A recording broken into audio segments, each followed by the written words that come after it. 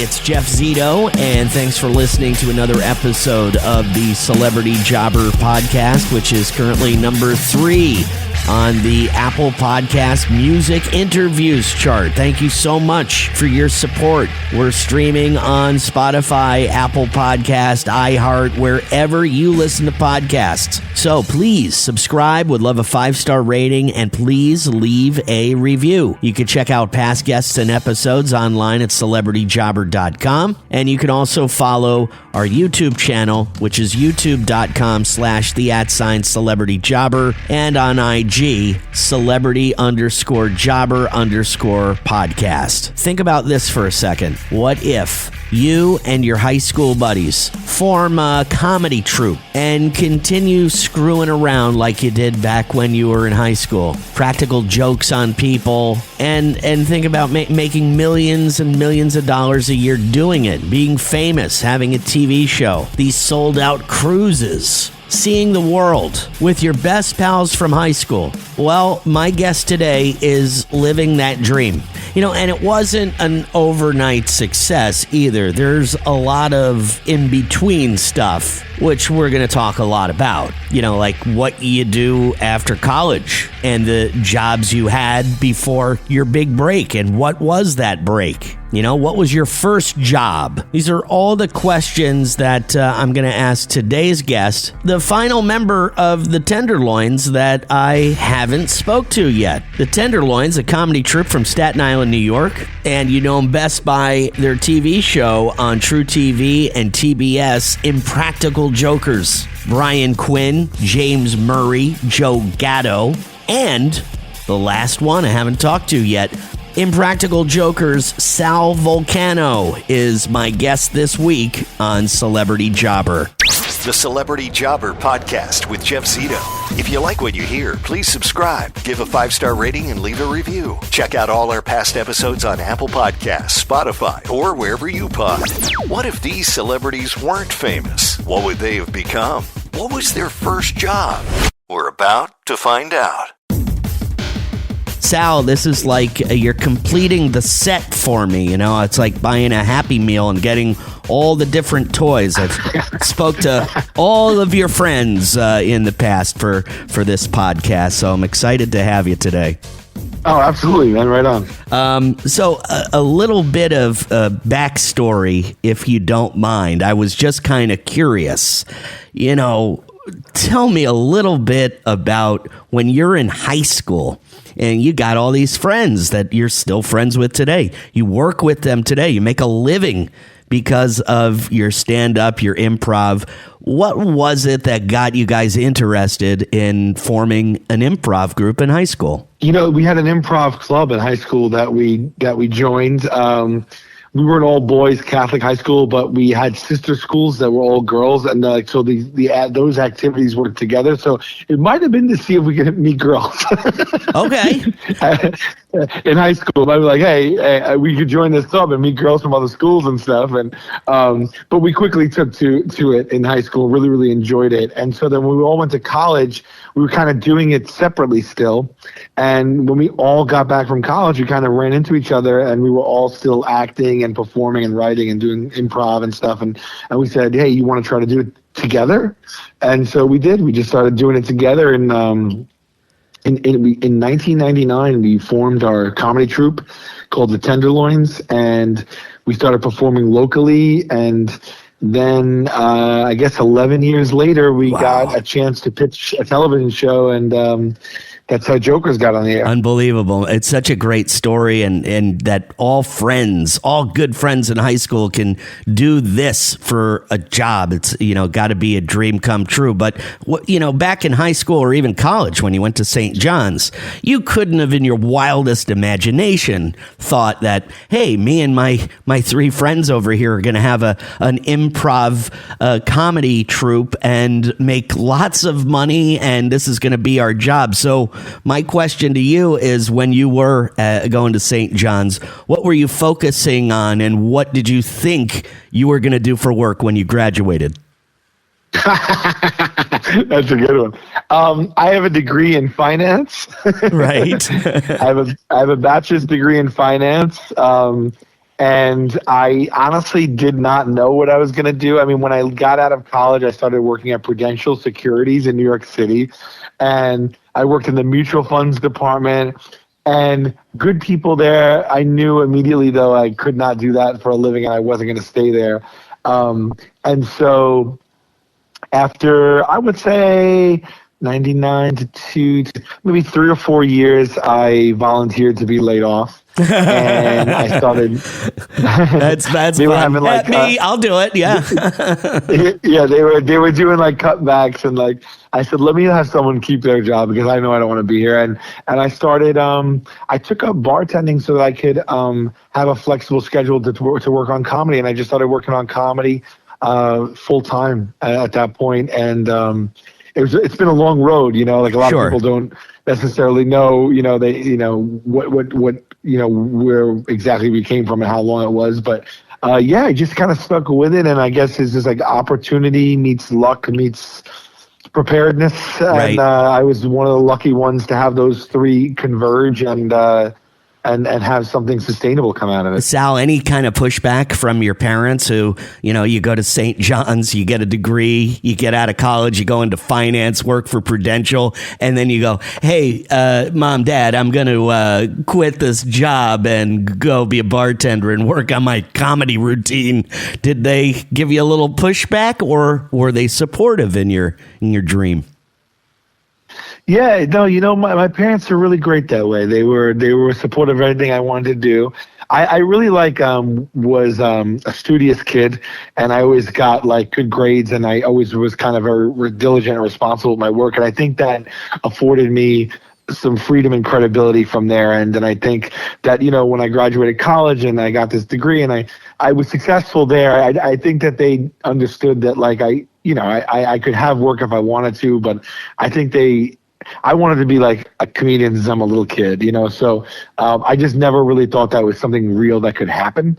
And then when I started to do improv and sketch comedy and put up shows and this and that, like, I had a job. I was bartending so I could, I could have income, but right. I just was shifted focus, and they came to see me and they would love the shows. And I think they just always felt like I had a grasp on my life and control of it, and I think they respected that, and they've been my biggest fans, and wow. and so no, they came along for the ride with me. I mean, when I left Prudential, and I about 6 months later, they called me back to offer me work as a consultant, and it was like nearly double the pay I was getting. Wow. And I had to sit down with them and tell them that, and then they were like, "Wow, and you're going to turn that down?" I was like, I think I am. It's not really about the money, right? I don't really want to be there. So no, they've always been really supportive. Wow, Sal, things would have gone so much differently in my house if I was you coming to, it would be unbelievable. So you're just the Celebrity Jobber Podcast with Jeff Zito. Celebrity Jobber. You're telling me about all of your jobs, that after college and what led up to Impractical Jokers. Can you remember what your very first job was? Oh, for sure. So I've only had like 5 jobs in my entire life. So like I started working at 14 years old when I got my working papers at like a little neighborhood deli, and I was there for 4 years. And then I was all through like high school, and then I went to deliver pizza for 4 years, all through college, a block away from the deli. Right. and then after college, I went to Prudential Securities, and then after Prudential Securities, I bartended and started comedy, and then I eventually made my way into television, and I've been a comedian ever since. That's so crazy. I've been working since I'm 13 or 14, and I've had those 4 or 5 jobs. The deli was your very first gig.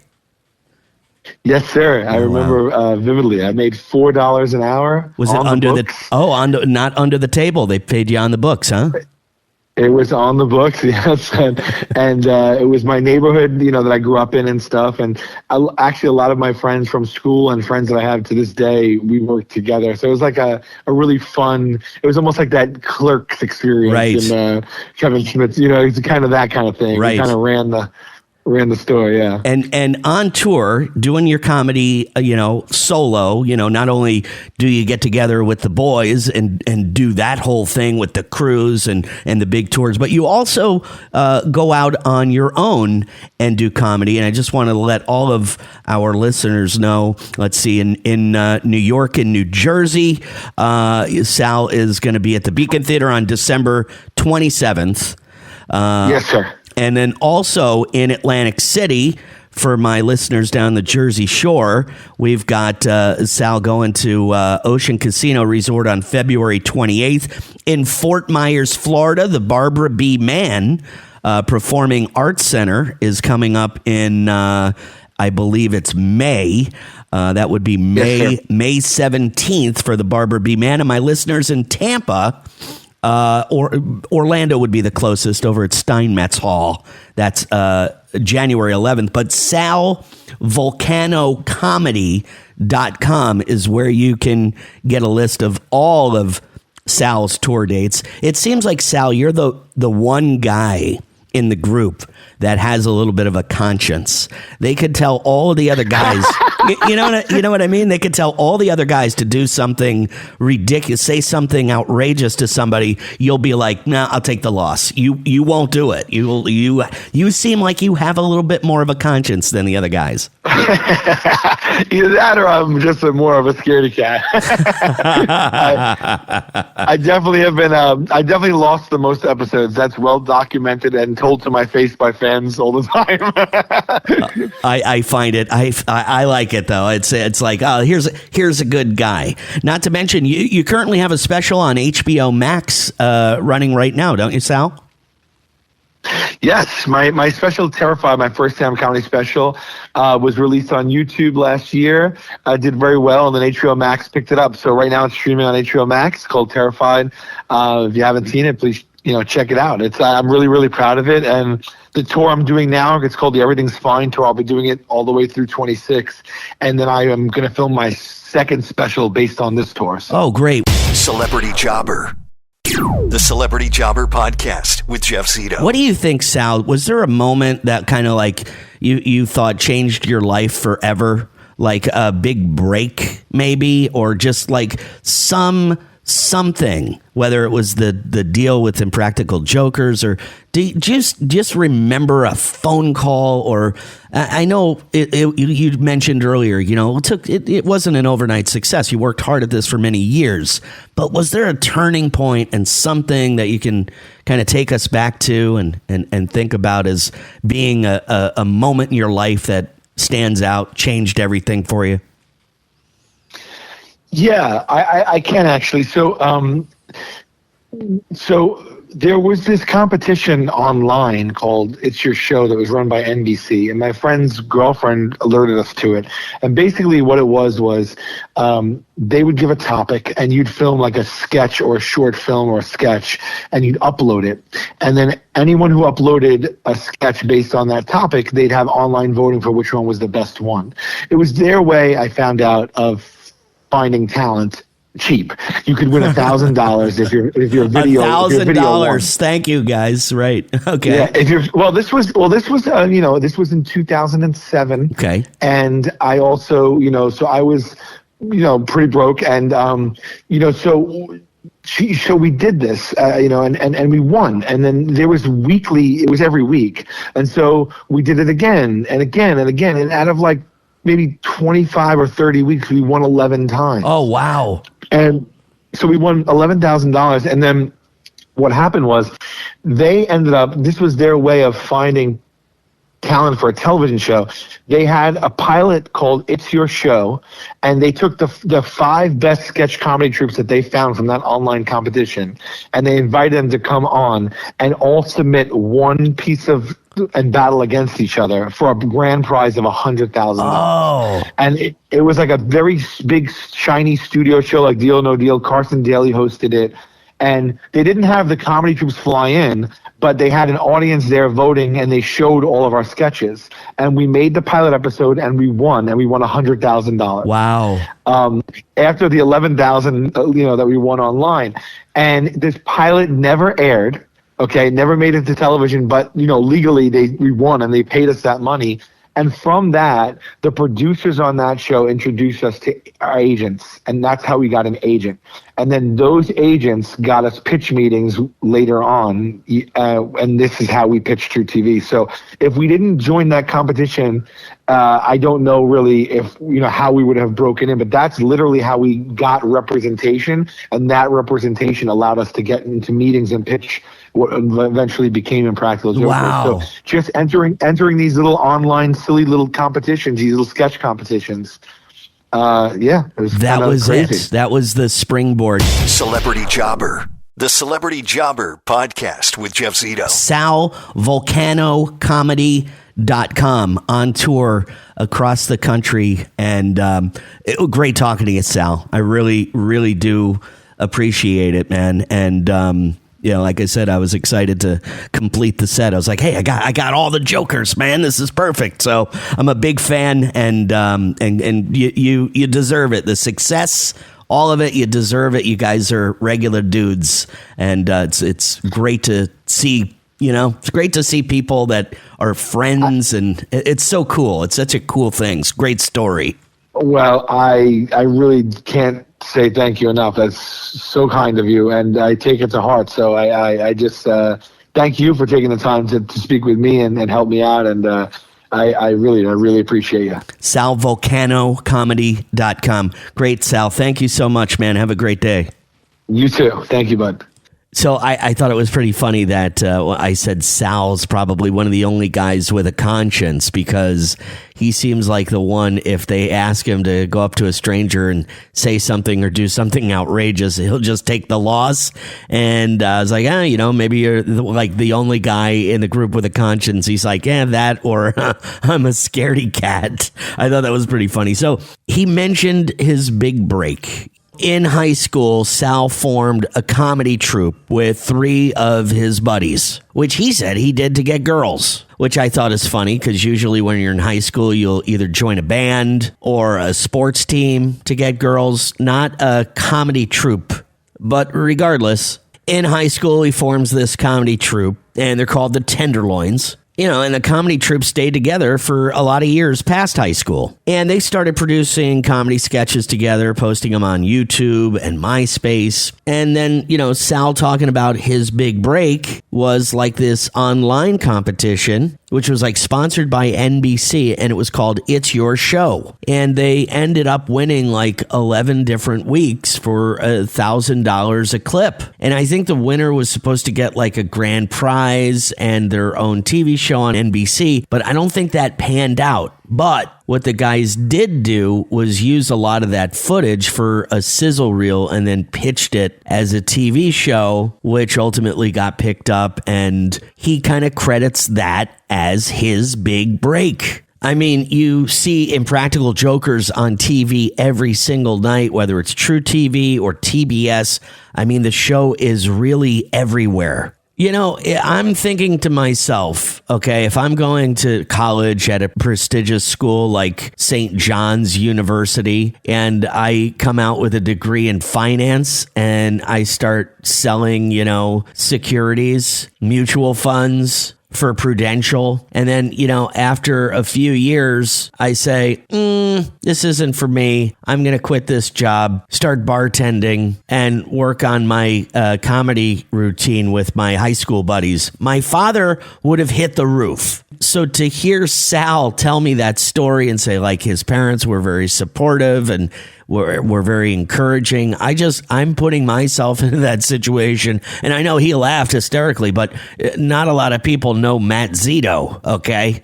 He definitely would not have been supportive in my dream. Yeah, Pop, I decided I'm going to quit this job being a stockbroker, and I'm going to start bartending and working on my comedy routine with my high school buddies. He would have hit the roof, I'm telling you. I thought it was cool that Sal said he only had 5 jobs in his whole life. His first job, he worked at a deli. On the books. He made sure I knew that. He said he then delivered pizzas while he was in college. After college, of course, he got the gig at Prudential, then a bartender, and one of the Impractical Jokers, a comedian.